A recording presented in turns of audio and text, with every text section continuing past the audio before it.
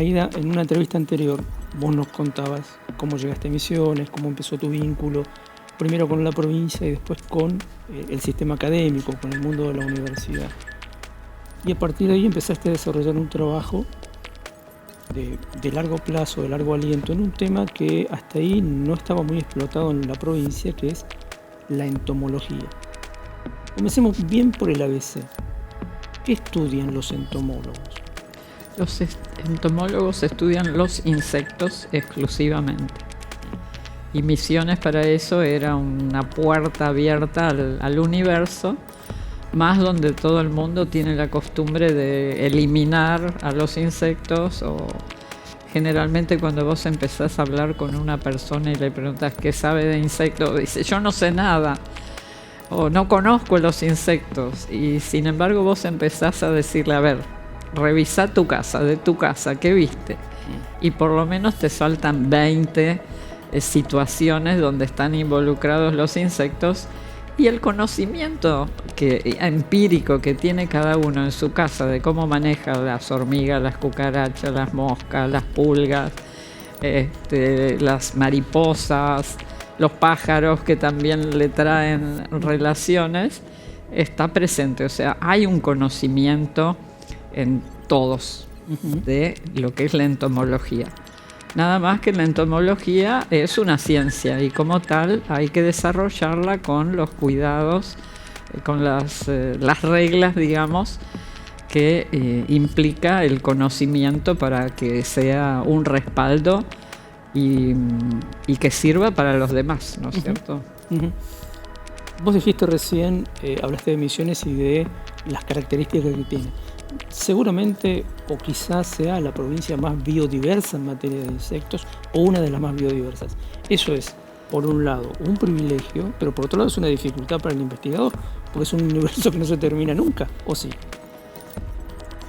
Bueno, la ciencia o el conocer es infinito, o sea, no creo que haya ningún país, por más que esté congelado o tenga pocas plantas, que conozca todo el valor que tiene su patrimonio, digamos.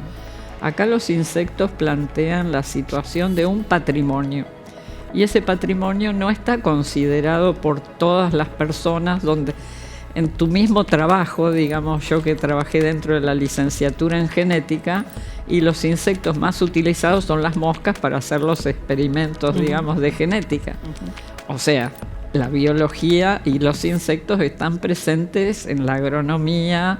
Las pruebas de calidad de un producto, de un alimento, se hacen con biodeterminaciones. O sea, vos le das de comer a un insecto ese producto y tiene que tener una cantidad de vida para que garantices, en vez de tener un autoanalyzer, podés tener un insecto que es el que te habla de la calidad del ambiente, claro, como pueden ser las mariposas como indicadoras de un ambiente estable, conspicuo, permanente, evolucionado, deteriorado, como vos estés buscando, digamos, responderte a ese campo, a esa unidad de selva o a esa capuera. Digamos, en esta capuera, durante años hubo, todos los años, tal o cual cantidad de variedad de mariposas.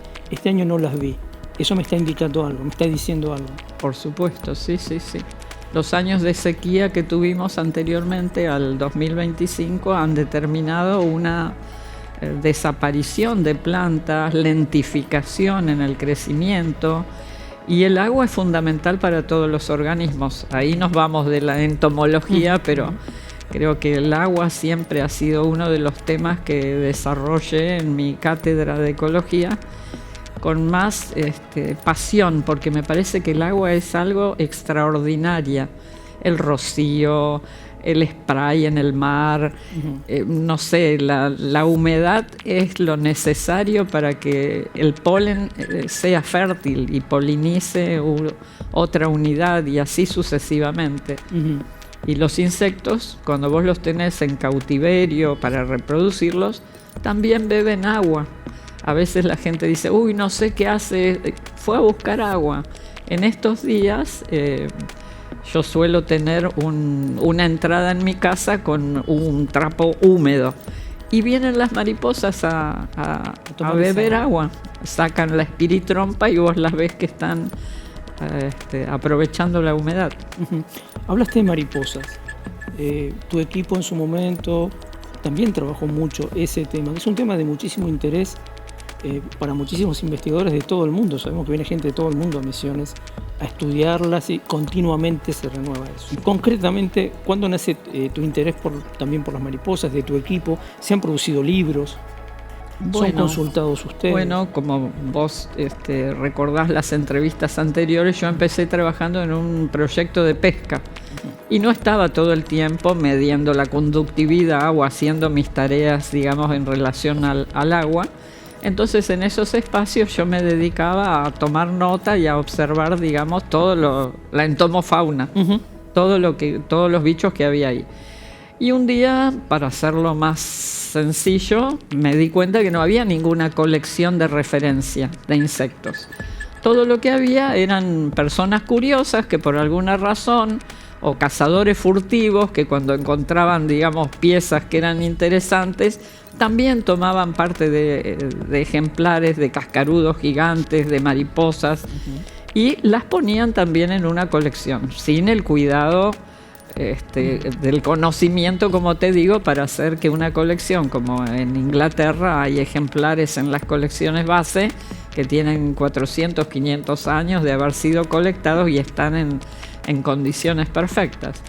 Entonces, bueno, me puse en contacto con las personas, con la Facultad de Forestales, que era donde había varias personas que hacían, el interés entomológico estaba centrado en los bichos que se comían a los vegetales, claro. A los árboles, claro. A los forestales, digamos, ¿no? Y bueno, pero no había una colección. Ellos tenían sus 50 bichos maléficos que taladraban, que podaban, pero no era una colección de referencia. Yo buscaba una colección de referencia. Viene una persona que dice que le picó algo y te trae el insecto. ¿Y cómo, dónde lo buscas? Claro. ¿Con qué lo comparo? ¿Con qué lo comparo? Y bueno, y así empezamos a trabajar siempre con Fundación Vida Silvestre, con los cambios que trajo a la provincia tener el Ministerio de Ecología, y siempre fuimos participando en todo lo que nos invitaban. El Ministerio de Ecología, por ejemplo, ahora tiene un reglamento de control para los cazadores furtivos, uh-huh. y cuando encuentra a alguien que captura insectos para revenderlos, para llevárselos vivos, claro, o muertos, hay un mercado impresionante que se paga en dólares. Entonces nos trae y nos deposita en la colección esos materiales, porque si no antes iban al fuego, o sea, uh-huh. nadie sabía cómo referenciarlo, para quién tenía valor, claro. semejante cuestión, ¿no? Porque por ahí te vienen 7, 8 cajones llenos de bichos todos aplastados, metidos en sobrecitos, y vos tenés que atesorarlos, estirarlos, pincharlos, codificarlos, poner quién lo encontró, porque ese es el valor también de la colección, uh-huh. saber quién es el que encontró ese organismo, dónde lo encontró, qué fecha, uh-huh. y los datos biológicos si se pudieran hacer. Por eso cuando a veces se habla de, bueno, una persona es la importante, no. Todos los trabajos tienen la importancia del grupo que acompaña una idea. Porque eso era lo que decíamos. ¿Por qué prosperó ese proyecto? ¿Por qué prosperó esa idea? Y porque muchos acompañaron y fueron entendiendo, más lentamente de lo que yo quisiera, digamos, uh-huh. la importancia que tienen esos lugares como información y el valor que le da a un lugar. Porque hay gente que viene, como vos decías recién, a observar las mariposas, a ver los pájaros. Claro. No viene a ver el arbolito y saber que está en la selva. La selva es una cosa verde, oscura, con un sendero. Y vos venís a ver la vida que hay en ese lugar.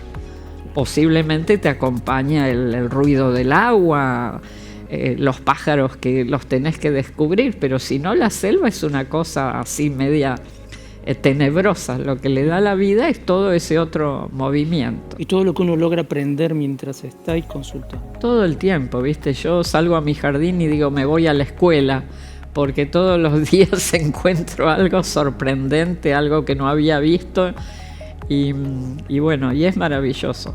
Continúo, bueno, discúlpame, hablando, porque yo no me quiero perder eso, que es importante. El año pasado se cumplieron 40 años del programa de entomología, es decir, a la pucha que pasó tiempo y cómo desde aquella primera inquietud tuya que nos acabas de contar hasta ahora hay una colección, hay un crecimiento grande, hay mucha gente trabajando en eso. Sí,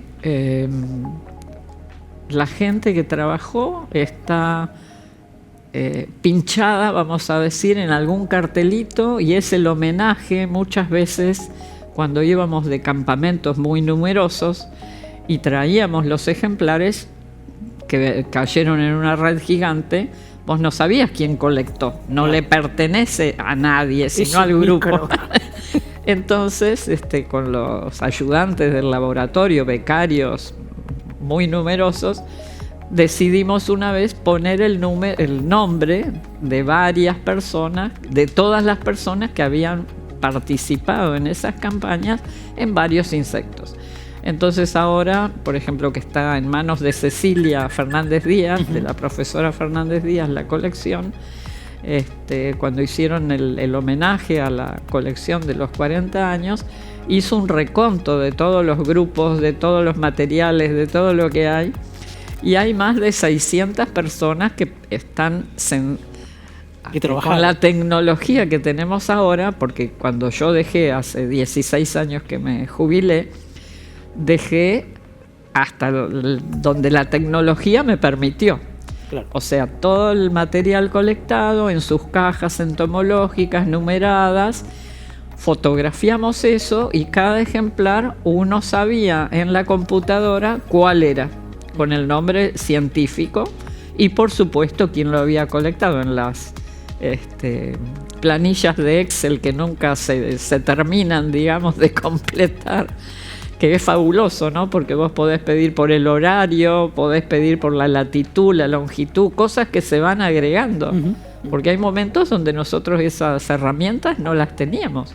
Claro. Hay cosas que sacábamos fotos con la máquina de 36, del rollo de 36. Había que revelarlo, claro. No, revelar y controlar tu pasión por la fotografía, porque tenía un costo bastante tremendo, ¿no?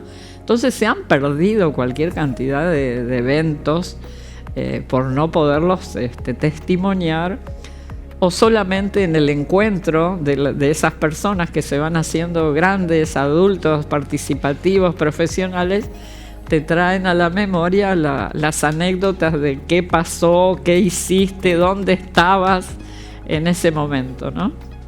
Y bueno, tuvimos la suerte de participar en campamentos muy importantes. Cuando se hizo la represa del Uruguay, por ejemplo, que había que desmontar, se hicieron campamentos para ver el estado en el que estaba el lugar que se iba a hacer la represa multiusos, que no me actualicé para saber ahora si está funcionando o no, si tiene agua o no tiene agua. Y bueno, y lo que significaba la pérdida de la biodiversidad en esos lugares. Y ahí fue donde empezó la pasión también por las orquídeas. Claro. Que era cuando empezaron a desmontar, se quemaba todo eso y ahí estaban las orquídeas muriendo en el medio del fuego. Con Graciela Camarero empezamos a rescatarlas, a buscar personas en Buenos Aires que sabían. Encontramos que había misioneros muy jardineros, viste que el jardinero tiene como un perfil, ¿no? Medio silencioso, no le muestra a todos, es a veces el incomprendido de la familia. El abuelo está con las plantas, viste, claro. Nadie sabe bien qué está haciendo. Y bueno, y había así personas fabulosas que de toda la vida habían juntado orquídeas y sabían mucho más que nosotros y nos ayudaron después a formar, a relacionarnos nosotros con los insectos polinizadores de esas plantas, que eran una rareza ya en sí misma, y convocar a la sociedad para que también viera qué qué potencial de biodiversidad y qué cantidad de orquídeas tenía Misiones, que no era muy conocido, ¿no? Las nativas, Las famosas microorquídeas. Te traigo de nuevo a la cuestión de la entomología y algo que, si bien no es una tarea que ustedes hayan hecho, sí me interesa que reflexionemos un poco sobre la importancia del saber sobre insectos y cómo esto es utilizado, por ejemplo, por veterinarios, médicos, autoridades de salud pública, epidemiólogos. Cito 2 o 3 cosas. Hay un grupo en Iguazú que trabaja con las garrapatas que están en el monte, sí. Y cómo pueden ser potenciales transmisores de enfermedades. Bueno, en la Facultad de Exactas hay gente que hace muchos años que trabaja con los gusanos, vamos a usar ese nombre, sí, de las bien. Mariposas que tienen, digamos, importancia médica. Sí. En ese sentido, ¿han sido consultados ustedes? Sí, muchas veces, cosas raras, no sé. Una vez vinieron de Paraguay con un frasquito y traían algo adentro, con una carpeta llena de manifiestos, y habían encontrado un pescador muerto en la orilla del río y querían saber si ese insecto podía haber sido el que le causó la muerte. Así que era una abeja y no tenía aguijón. Uh-huh. Pero viste, de ahí a que le hubiera causado la muerte, yo no tenía poder para sentenciar nada, solamente tenía que informar, digamos, eso que había pasado. Sí, lo mismo que también trabajamos con la EBI y las áreas de cambio en toda la costanera. Teníamos muestreos desde El Dorado hasta acá, el Saimán, el Mártires, todos esos charquitos conocidos, y he tenido la suerte de tomar agua pura en el Yabebirí, en el Mártires. Y bueno, también los ciclos larvarios de los insectos son muy importantes y bastante complicados para estudiarlos. Por eso hay que dejar que los niños que uno tiene en su casa se relacionen con la naturaleza, porque de ahí van a surgir las vocaciones entomológicas. Eso que hay que estuviéramos también, ¿no? Hace muy poquito también un miembro de ese equipo, de ese programa de entomología, encontró en el patio de su casa una mariposa que no era conocida para la ciencia. Sí. Y jugando bueno, de niños ya la conocía. Y bueno, esas son las inteligencias que desconocemos, que el mundo estudia, ¿no es cierto? O sea, las capacidades que tiene cada persona de observar. Y un niño muchas veces es retraído, tiene muchos hermanos y se inventa sus juegos. Y los juegos siempre van a estar asociados con algo que se mueve, con algo que él se aprende a comunicar y el organismo se aprende a comunicar con él. Así que ya tenía un don, digamos, ¿no? Tiene un ángel que lo guía por esas... y para los profesionales ya encontrar que una persona joven tiene esas virtudes, esas cualidades, es muy interesante para el futuro, digamos, de la ciencia, ¿no? Básicamente un investigador es un curioso. Y sí, el primer elemento de cualquier aprendizaje es la curiosidad. Si no tenés curiosidad, lamentablemente no vas a aprender de lo que te están tratando de enseñar. Tenés que descubrir cuál es tu alguna curiosidad tenés que tener, si no, no sé, no quiero ofender, pero serías como un vegetal. La última cuestión, me gustaría que, ya que lo mencionaste recién, ¿se comunican los bichitos? Digo, por ejemplo, las luciérnagas tienen todo un sistema, las abejas, está muy estudiado eso. Sí, son maravillosos. Hay muchos sistemas, hay mucha biotecnología que proviene de la observación de los mecanismos que tienen los insectos, los murciélagos. Está lleno de ejemplos, ¿no? La comunicación, las celdas perfectas que se aproximan al círculo, que es la eficiencia para aprovechar un espacio, como hacen las abejas con sus panales. no sé, millones de detalles que tendríamos que ir grupo por grupo viendo. La visión que tienen, por ejemplo, los aguaciles, que ahora están comiendo, gracias a Dios, a los mosquitos, tienen una visión cercana y otra lejana. No sé si tuviste alguno, encontraste alguno. Bueno, que tienen los ojos globosos y tienen un tipo de ojo para ver de cerca y unos ocelos para vislumbrar de lejos. Son cosas maravillosas. Lo que vos decías de la luciérnaga, producen luz. Claro. ¿Cómo puede ser que un insecto produzca luz? Nadan, cortan, taladran, anestesian, envenenan, las tienen todas. Hay que mirarlas. Las telas de las arañas, es una maravilla. Las telas de la seda de los gusanos de seda es un bien en el mundo, o sea, la utilidad, o sea, podemos hablar de insectos hasta cansarnos. Y cuando decimos vas a venir de vuelta. Útiles y perjudiciales. ¿Perjudiciales para quién? Porque esa cantidad de insectos que nos molestan son alimento para la cadena trófica. Entonces, según en el lugar que nos ponemos, no hay que ser terrorista desde ningún punto de vista ni fundamentalista, ¿no es cierto? Pero hay que fundamentar las cosas, porque si no todo puede parecer ridículo en cierto momento, ¿no es cierto? Como esta persona, hay guerra y está defendiendo a los insectos. Y bueno, estoy defendiendo los cultivos a lo mejor. Claro. No estoy defendiendo a los insectos.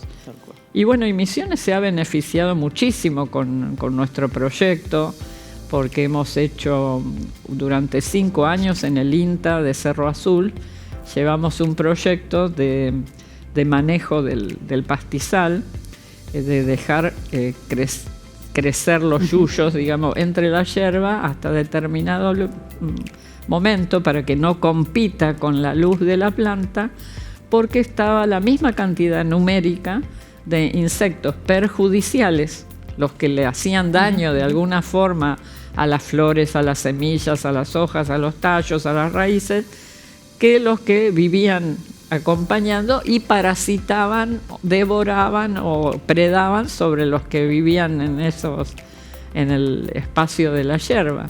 Entonces es cuestión de buscar un equilibrio. Tal cual. Y es lo más difícil, porque a veces se trata del tamaño.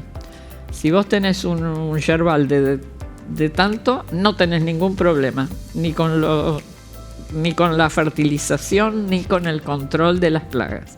Ahora, si te agrandás, ahí empiezan los inconvenientes. Aida, ha sido un placer enorme. Me da la impresión de que esta es una conversación que va a continuar.